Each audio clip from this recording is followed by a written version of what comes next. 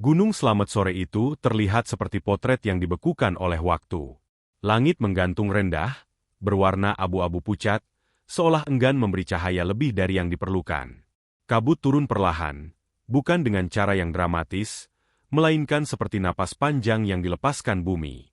Angin dingin hanya lewat sesekali, menyentuh kulit lalu menghilang lagi, meninggalkan rasa lembab yang menempel di jaket dan pikiran. Raka berdiri sejenak di awal jalur pendakian, menyesuaikan ranselnya, menarik napas dalam-dalam, dan mengamati sekitar. Ia sudah berkali-kali mendaki gunung, termasuk Gunung Slamet, tapi sore itu ada sesuatu yang terasa berbeda. Terlalu tenang, terlalu sepi. Biasanya, bahkan di hari biasa sekalipun, selalu ada tanda-tanda kehidupan. Suara burung yang bersahut-sahutan dari balik pepohonan, serangga yang berdesing samar, atau setidaknya gemerisik daun yang jatuh. Namun kali ini, semua itu nyaris tidak ada. Hutan seperti menahan suaranya sendiri. Raka mencoba mengabaikan perasaan itu. Ia menganggap mungkin ini hanya efek kelelahan atau sugesti, karena jalur yang jarang dilewati pendaki lain. Ia melangkah masuk. Sepatu gunungnya menginjak tanah yang lembab, menghasilkan suara yang familiar dan menenangkan. Beberapa ratus meter pertama terasa normal. Jalur tanah berkelok di antara pepohonan tinggi, akar-akar besar menjalar di permukaan seperti urat nadi raksasa. Raka berjalan dengan ritme yang teratur, napasnya stabil, pikirannya fokus pada langkah dan arah. Sesekali ia berhenti untuk minum atau mengecek jam. Waktu masih cukup untuk mencapai pos berikutnya sebelum gelap. Namun, semakin ke dalam, perasaan aneh itu tidak juga menghilang. Justru semakin kuat, seperti ada sesuatu yang mengamati dari balik kabut. Saat itulah ia pertama kali mendengar suara itu. Pelan, hampir tidak terdengar, seperti gesekan halus di tanah. Raka berhenti. Suara itu ikut berhenti. Ia mengerutkan kening, mencoba mendengarkan lebih saksama. Hanya ada keheningan. Ia melanjutkan langkah. Beberapa detik kemudian, suara itu kembali. Bukan suara sepatu gunung. Bukan pula ranting patah. Lebih mirip suara kaki telanjang yang menyentuh tanah basah, ringan tapi jelas. Raka menoleh ke belakang. Jalur kosong. Kabut menggantung di antara batang-batang pohon, membatasi pandangan hanya beberapa meter. Tidak ada siapa-siapa. Ia menarik napas panjang, berusaha tetap rasional. Mungkin ada hewan kecil, atau pendaki lain yang berjalan tanpa alas kaki, pikirnya, meski pikiran itu terdengar tidak masuk akal. Ia melangkah lagi, sedikit lebih cepat. Suara itu mengikutinya, menjaga jarak yang sama. Setiap kali Raka berhenti, suara itu berhenti. Setiap kali ia berjalan, suara itu ikut berjalan. Detak jantungnya mulai tidak beraturan. Ia mencoba menguji. Ia berhenti mendadak. Sung. Ia melangkah satu langkah. Suara itu muncul satu langkah di belakang. Keringat dingin mulai mengalir di punggungnya, bercampur dengan udara dingin yang menusuk. Raka kembali menoleh. Kali ini lebih lama, memaksa matanya menembus kabut. Tetap kosong. Ia mulai berbicara pada dirinya sendiri. Pelan, hampir berbisik, seolah takut mengganggu sesuatu. Tenang, Rak. Fokus. Ia melanjutkan pendakian, tapi kini setiap langkah terasa lebih berat. Pikiran-pikiran aneh mulai bermunculan, kenangan cerita-cerita lama tentang gunung, tentang pendaki yang mendengar suara tanpa wujud, tentang jejak yang tidak pernah datang sendiri. Tiba-tiba, di antara langkah dan napasnya, terdengar suara lain. Bukan langkah. Sebuah bisikan, sangat pelan, tapi cukup jelas untuk membuat bulu kuduknya berdiri. Mas, jangan cepat-cepat. Raka membeku. Jantungnya serasa berhenti sesaat sebelum berdegup keras. Suara itu terdengar seperti suara anak kecil, lembut, dengan nada memohon. Bukan suara yang mengancam, justru sebaliknya. Tapi di gunung yang sepi, dengan jalur kosong dan kabut tebal, suara itu terasa jauh lebih menakutkan daripada teriakan. Siapa? Raka bertanya, suaranya bergetar meski ia berusaha terdengar tegas.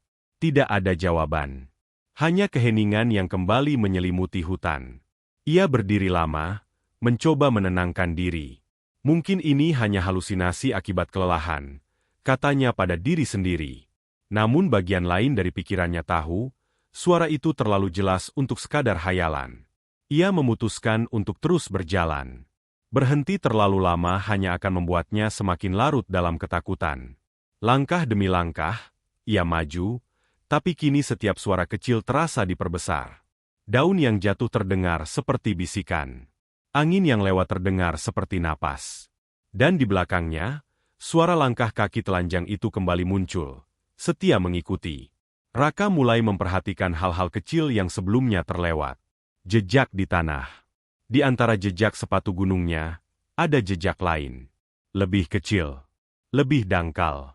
Seperti jejak kaki anak-anak. Ia berhenti dan berlutut, menyentuh tanah itu dengan ujung jarinya. Tanah masih basah. Jejak itu terlihat baru. Sangat baru. Tenggorokannya terasa kering.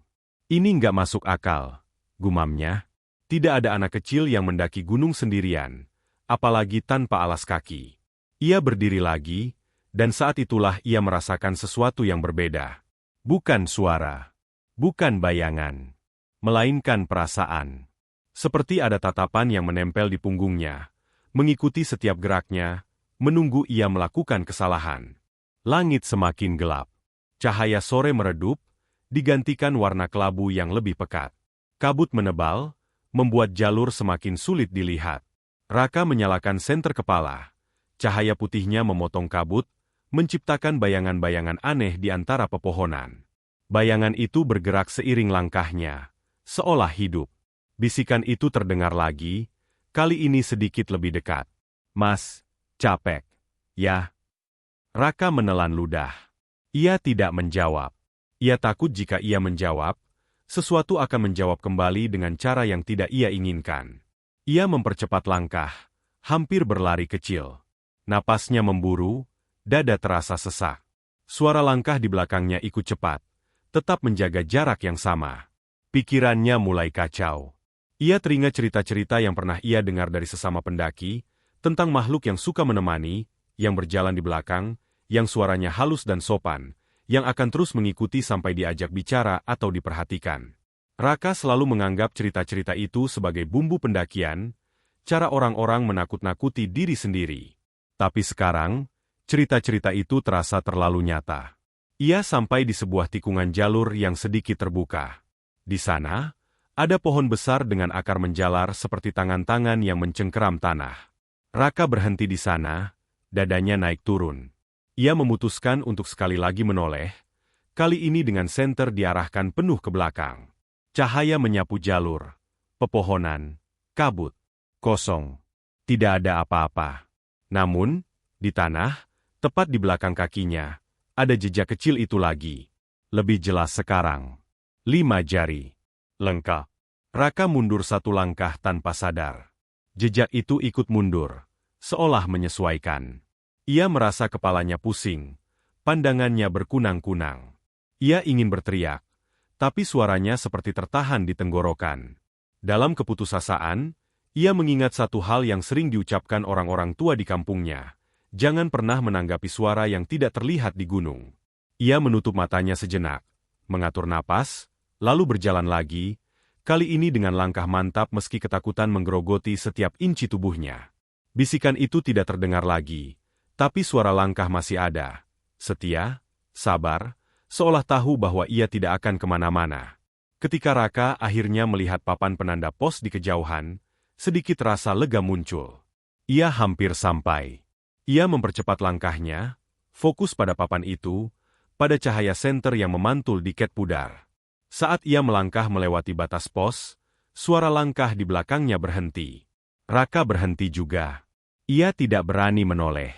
Ia hanya berdiri di sana, mendengarkan. Sunyi. Benar-benar sunyi. Setelah beberapa detik yang terasa seperti selamanya, ia memberanikan diri menoleh ke belakang. Jalur kosong, kabut perlahan bergerak, seolah tidak pernah ada apa-apa. Namun, saat ia menurunkan pandangan ke tanah, tepat di ambang pos, ia melihat jejak kecil itu berhenti di sana. Tidak melanjutkan. Seolah sesuatu memilih untuk tidak ikut masuk. Raka menelan ludah, lalu melangkah masuk ke pos tanpa menoleh lagi. Di dalam hatinya, ia tahu, pendakian ini baru saja dimulai. Dan jejak yang ia temui hari itu bukanlah sesuatu yang datang sendirian. Malam turun tanpa aba-aba. Tidak ada gradasi jingga atau ungu seperti senja pada umumnya, seolah gunung Slamet menelan cahaya begitu saja. Kabut yang sejak sore menggantung kini berubah menjadi dinding putih kelabu yang rapat, menutup pandangan hanya sejauh beberapa langkah. Udara semakin dingin, menusuk sampai ke tulang, dan setiap napas Raka terlihat seperti asap tipis yang segera lenyap. Ia berdiri di dalam pos kecil itu lebih lama dari yang ia rencanakan, menimbang-nimbang dengan perasaan tidak enak yang terus menggerogoti dadanya. Ia tahu aturan tak tertulis pendakian. Jangan memaksakan diri saat kondisi tidak bersahabat. Jalur di depan gelap, kabut tebal, dan perasaan sejak sore tidak pernah benar-benar membaik. Raka akhirnya memutuskan untuk mendirikan tenda lebih cepat dari rencana awal. Keputusan itu terasa bijak. Meski jauh di dalam hatinya ada dorongan aneh yang seolah menyuruhnya terus naik, terus berjalan, jangan berhenti. Ia mengabaikan dorongan itu. Dengan gerakan yang sudah sangat familiar, Raka membuka ransel, mengeluarkan tenda, dan mulai memasangnya di tanah yang relatif datar. Tangannya bergerak otomatis, namun pikirannya tidak pernah benar-benar tenang. Setiap bunyi gesekan kain tenda dengan tanah terdengar terlalu keras di telinganya. Setiap kali ia berhenti sejenak, ia merasa seperti sedang diperhatikan dari balik kabut. Bukan oleh satu pasang mata, melainkan banyak. Saat tenda akhirnya berdiri, Raka masuk ke dalam dan menata barang-barangnya. Ia mengeluarkan kompor kecil dan menyalakan api di luar tenda, di area yang agak terlindung. Nyala api kecil itu terlihat rapuh di tengah kabut dan angin dingin, tapi cukup memberi sedikit rasa hangat dan ilusi keamanan. Cahaya api menciptakan lingkaran kecil di sekitarnya, sementara di luar lingkaran itu, segalanya kembali menjadi gelap dan asing. Raka duduk bersila, menghangatkan tangan, menatap api yang menari pelan. Ia mencoba menenangkan diri, meyakinkan dirinya bahwa apapun yang ia alami sejak sore hanyalah permainan pikiran. Kelelahan, sepi, dan cerita-cerita lama yang terpendam di kepala. Namun rasa diawasi itu tidak pernah pergi. Bahkan ketika api menyala dan suara kayu terbakar terdengar, perasaan itu justru semakin jelas. Seolah sesuatu sedang menunggu di luar cahaya. Suara itu datang tanpa peringatan. Bukan langkah kaki. Bukan bisikan. Melainkan tawa. Pelan, cekikikan ringan, seperti anak-anak yang sedang bermain. Raka menegang. Tawa itu tidak terdengar dari satu arah saja.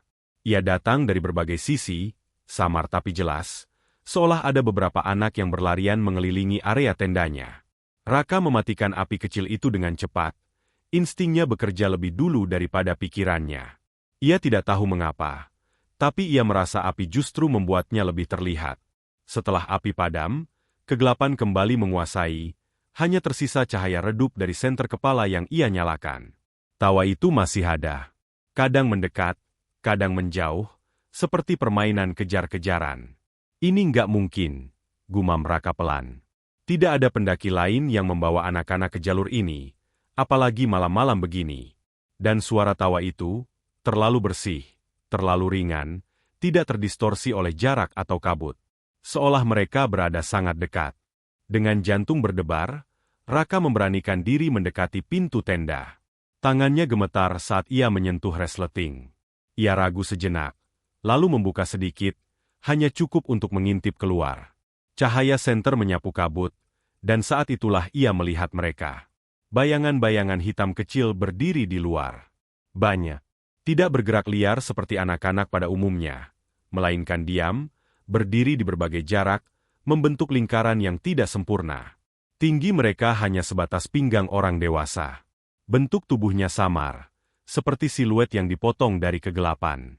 Tidak ada detail pakaian. Tidak ada warna. Hanya hitam pekat. Raka menahan napas. Ia mencoba memfokuskan pandangan, berharap kabut akan tersibak dan memperlihatkan sesuatu yang masuk akal.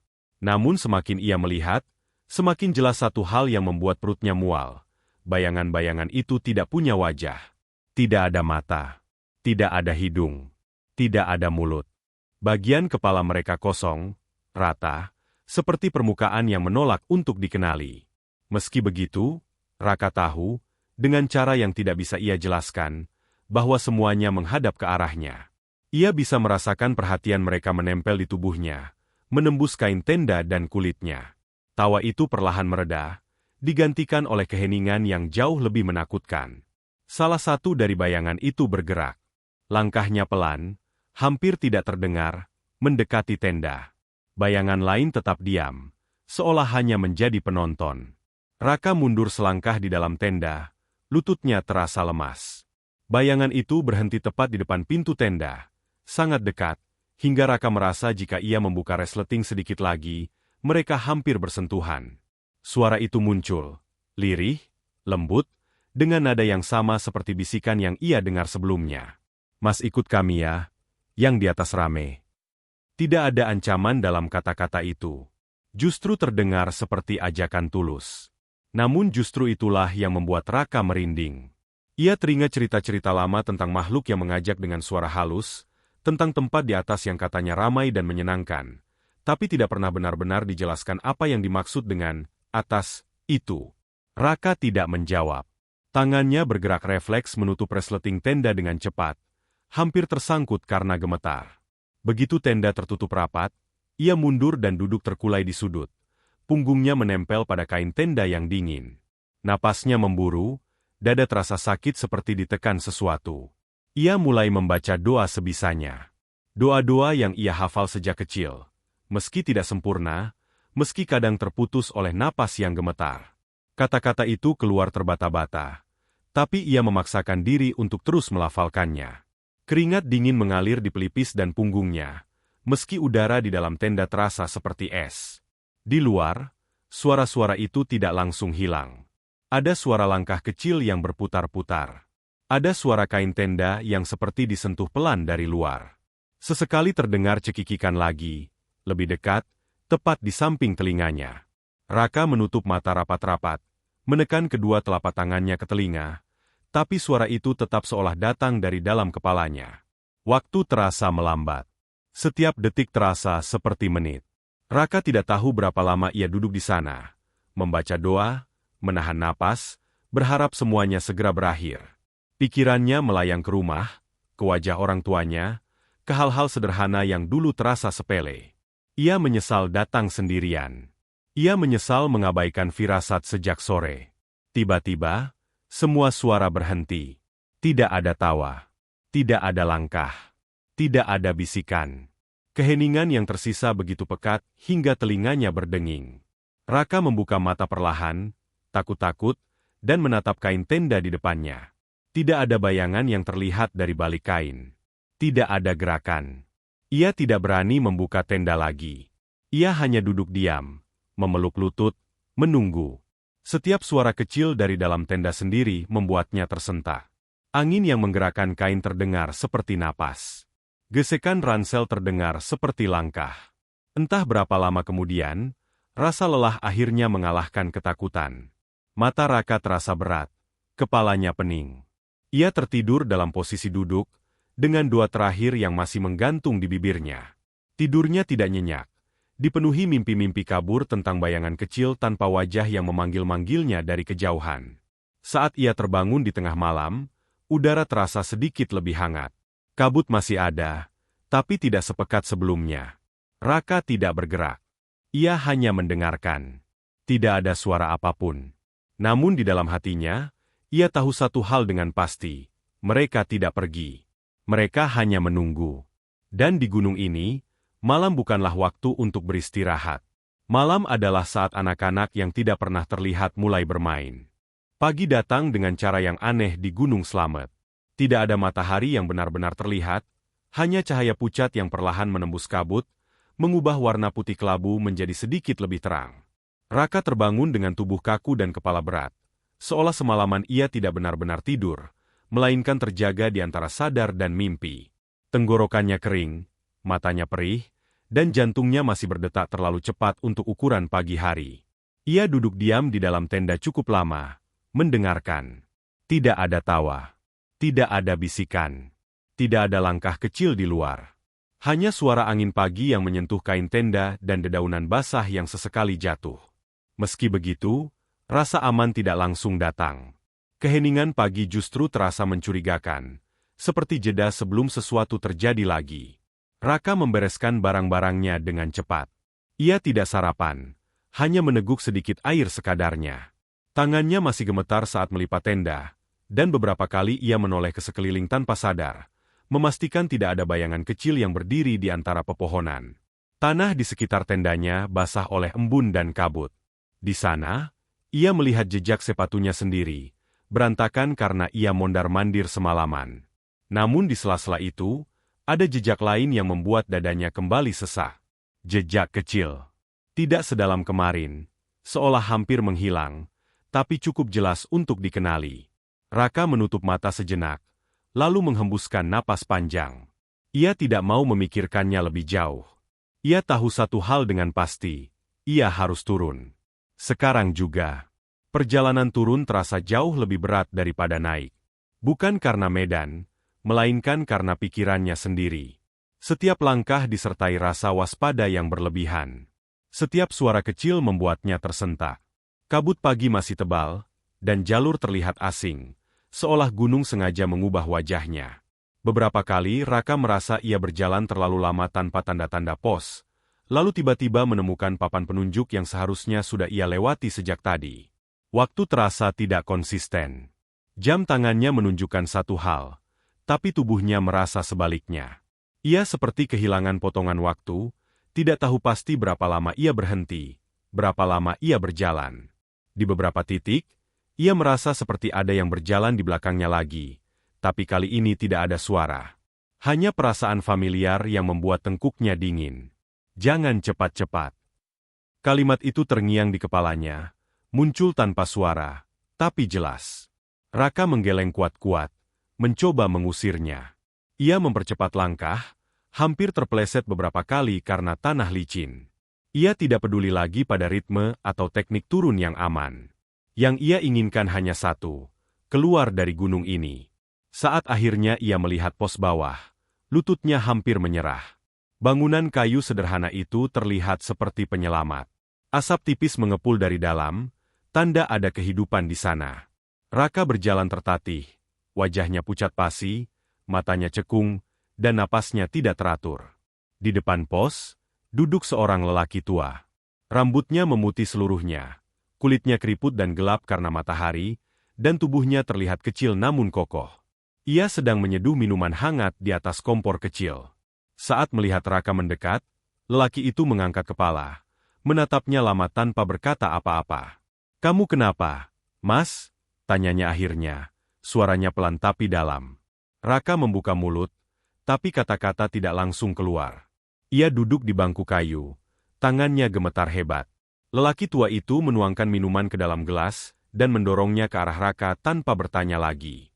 Raka menerimanya dengan kedua tangan, meneguk perlahan. Hangatnya sedikit membantu, tapi tidak cukup untuk mengusir dingin yang terasa dari dalam. Pelan-pelan, Raka mulai bercerita tentang jalur yang terlalu sepi, tentang suara langkah kaki telanjang, tentang bisikan, tentang bayangan hitam kecil tanpa wajah yang mengelilingi tendanya. Ia tidak menyembunyikan apapun. Setiap detail ia sampaikan dengan suara bergetar, seolah takut jika ia melewatkan satu bagian saja, ceritanya tidak akan dipercaya. Lelaki tua itu mendengarkan tanpa menyela. Namun seiring cerita Raka berjalan, wajahnya berubah. Kerutan di dahinya semakin dalam. Tangannya yang memegang gelas berhenti bergerak. Matanya, yang tadinya tenang, kini terlihat berat oleh sesuatu yang lama dan tidak menyenangkan. Saat Raka selesai, suasana hening cukup lama. Hanya suara air mendidih pelan di atas kompor. Lelaki itu akhirnya berbicara. Suaranya hampir seperti bisikan. "Mas bukan yang pertama." Kalimat itu membuat jantung Raka kembali berdegup kencang. Ia menatap lelaki itu, menunggu penjelasan. Lelaki itu menghela napas panjang, lalu menatap ke arah hutan, ke kabut yang masih menggantung rendah. "Sejak dulu," katanya, "gunung ini punya cerita yang gak pernah benar-benar selesai." Ia mulai bercerita tentang anak-anak yang tersesat di Gunung Slamet. Tentang keluarga yang dulu naik untuk mencari kayu atau hasil hutan, membawa anak-anak mereka. Tentang kabut yang tiba-tiba turun, jalur yang berubah, dan anak-anak yang terlepas dari genggaman tangan orang tuanya. Ada yang dicari berhari-hari dan ditemukan sudah tidak bernyawa. Ada yang tidak pernah ditemukan sama sekali. Tapi, lanjutnya pelan, gak semuanya sesederhana itu. Menurut cerita lama yang ia dengar dari orang-orang tua sebelumnya, tidak semua anak itu manusia sejak awal. Ada yang memang sudah ada di gunung itu sebelum manusia datang. Mereka menyerupai anak-anak karena itulah bentuk yang paling mudah dipercaya, paling gampang diikuti. Mereka nggak suka menakuti, kata si bapak. Kalau mereka mau, Mas nggak bakal bisa tidur semalam. Raka merinding. Mereka cuma ngajak, lanjutnya lagi, ngajak pulang. Kata, pulang, terdengar aneh di telinga Raka. Ia ingin bertanya pulang kemana, tapi seolah lelaki tua itu sudah tahu pertanyaannya. Kalau diajak dan nurut, katanya pelan, menatap Raka lurus-lurus, biasanya nggak pernah turun lagi. Raka terdiam. Tenggorokannya terasa tercekat. Ia teringat suara kecil yang terdengar lembut, hampir penuh perhatian. Ia teringat kalimat yang terus mengganggunya sejak kemarin sore. Jangan cepat-cepat. Kalimat itu tidak terdengar seperti ancaman. Lebih seperti nasihat. Kenapa saya? Raka akhirnya bertanya. Kenapa mereka ngikutin saya? Lelaki tua itu menggeleng pelan. Kadang bukan soal siapa, katanya, tapi soal kapan. Mas datang sendirian, pikiran kosong, niat cuma naik dan turun. Buat mereka, itu pintu yang kebuka.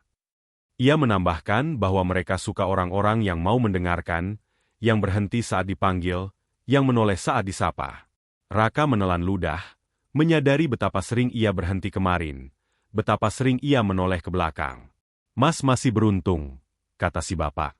Mas nggak jawab ajakan mereka. Raka memeluk dirinya sendiri. Ia tidak tahu harus merasa bersyukur atau semakin takut. Sebelum Raka benar-benar pergi meninggalkan pos, lelaki tua itu menahannya sejenak. Kalau nanti Mas kepikiran lagi, katanya, ingat satu hal. Gunung itu bukan cuma tempat buat naik. Buat sebagian makhluk, itu rumah. Raka mengangguk pelan. Ia berdiri, mengucapkan terima kasih, lalu berjalan menjauh. Saat ia melangkah meninggalkan area pos dan memasuki jalur yang lebih aman, ia sempat menoleh sekali lagi ke arah gunung.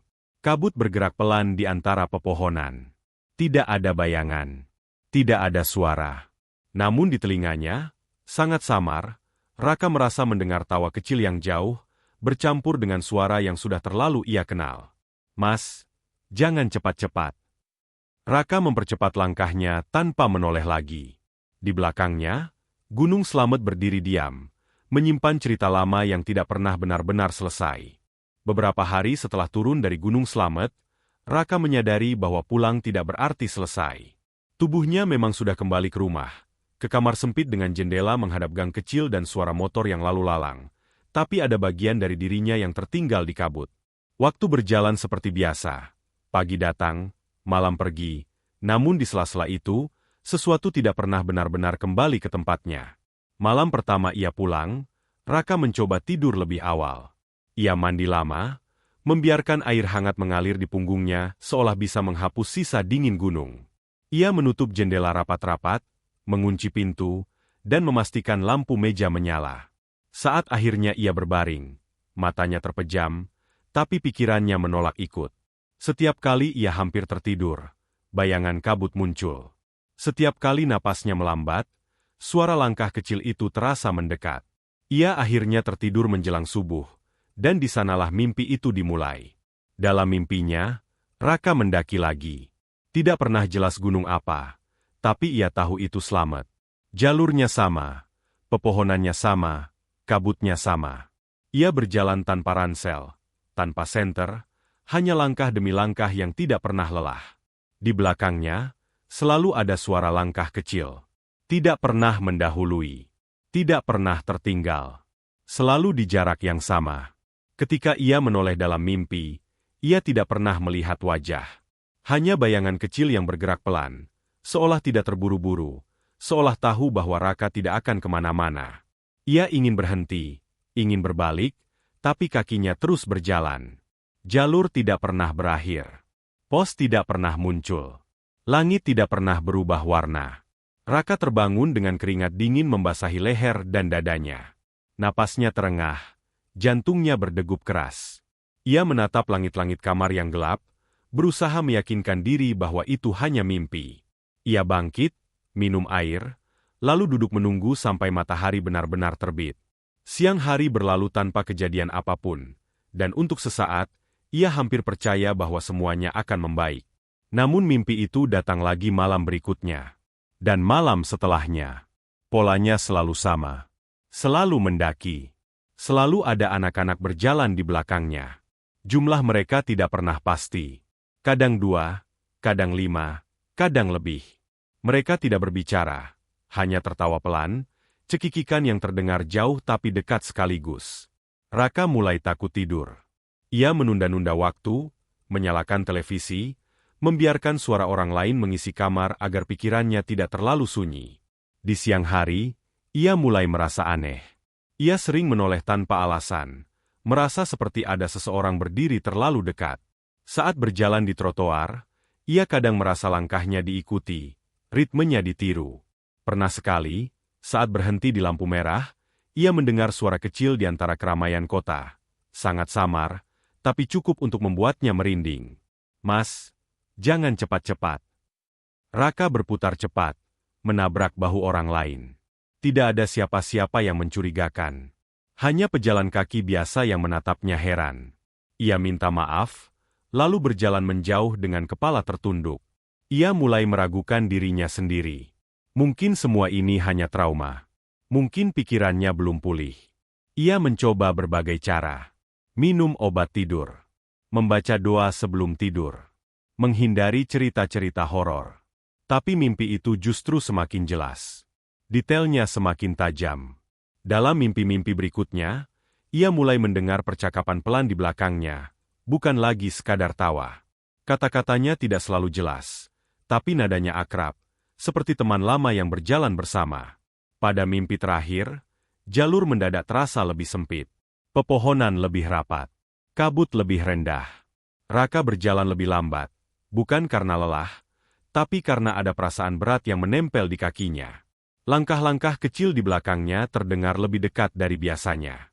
Tiba-tiba, sebuah tangan kecil menyentuh pundaknya. Sentuhan itu dingin, nyata. Raka membeku dalam mimpi. Ia tidak bisa bergerak, tidak bisa menoleh. Ia bisa merasakan jari-jari kecil itu mencengkeram kain bajunya, lembut tapi pasti. Dari belakang, suara yang sangat ia kenal berbisik di telinganya. "Mas, sekarang giliran kami yang ikut." Raka terbangun dengan teriakan tertahan di tenggorokannya. Napasnya tersengal, dadanya terasa sakit seperti habis ditekan sesuatu. Lampu kamar masih menyala. Jam di dinding menunjukkan pukul 3 lewat sedikit. Ia duduk di tepi kasur, mencoba menenangkan diri, menggosok pundaknya sendiri, berharap sentuhan itu hanya sisa mimpi. Saat itulah ia menyadari sesuatu yang salah. Udara di kamar terasa lembab. Bukan dingin, tapi basah. Seperti pagi berkabut di gunung. Raka menelan ludah, lalu menurunkan pandangan ke lantai. Di sana, tepat di antara kasur dan pintu kamar, ada jejak kaki kecil. Basah. Jejak itu jelas. 5 jari. Ukurannya kecil, seperti kaki anak-anak. Airnya mengilap di bawah cahaya lampu, seolah baru saja terbentuk. Raka berdiri perlahan, lututnya gemetar. Ia melangkah mundur, hampir tersandung kursi. Jejak itu tidak berhenti di satu titik. Ada beberapa pasang, membentuk jalur yang berkelok, mengarah ke sudut kamar. Padahal malam itu tidak hujan. Jendela tertutup rapat. Pintu terkunci. Tidak ada air yang tumpah. Tidak ada alasan logis bagi jejak itu untuk ada di sana. Raka menutup mulutnya dengan tangan, menahan suara apapun agar tidak keluar. Ia merasa jika ia bersuara, sesuatu akan menjawab. Ia meraih ponsel, menyalakan senter, dan menyinari lantai. Jejak-jejak itu tetap ada. Tidak memudar. Tidak menghilang. Di sudut kamar, tepat di bawah gantungan jaket pendakiannya, jejak-jejak itu berhenti. Raka mengikuti arahnya dengan pandangan, lalu menyadari jaket itu bergoyang pelan, seolah baru saja tersentuh angin. Padahal jendela tertutup. Ini nggak nyata. bisiknya.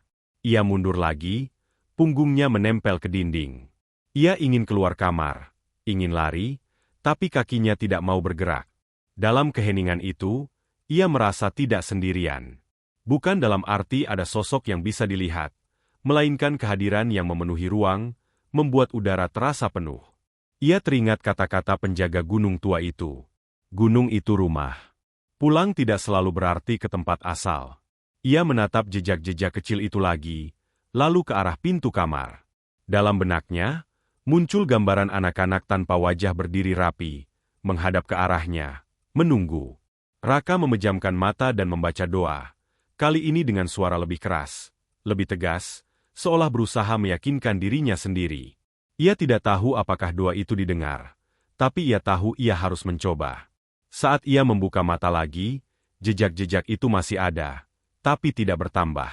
Perlahan, hampir tak terasa, lantai mulai mengering. Air di jejak itu memudar, meninggalkan bekas samar yang kemudian hilang sama sekali. Jaket pendakiannya berhenti bergoyang. Udara kembali terasa normal. Raka terduduk lemas.